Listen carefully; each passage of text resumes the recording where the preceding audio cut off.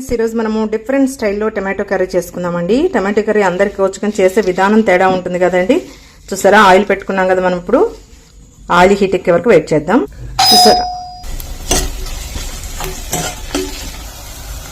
చిటికెడు పసుపు, సాల్ట్ కూడా వేసేద్దాం. 1/2 tablespoon ginger garlic paste. ఇప్పుడు టమాటో కర్రీ ఇలా కంప్లీట్గా బాయిల్ అయ్యి ఆయిల్ పైకి వచ్చిన తర్వాత మనము టేస్ట్కి సరిపడా రెడ్ చిల్లీ పౌడర్ వేసుకోవాలండి. ఇప్పుడు మనము ఈ పేస్ట్ చేసుకున్న గ్రేవీని వేసేద్దాం.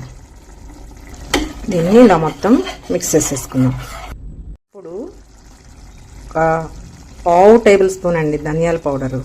చూసారా, ఆయిల్ పైకి వచ్చేసింది కదండి. మన కర్రీ రెడీ అయిపోయిందండి. స్టవ్ ఆఫ్ చేసేసుకుందాం.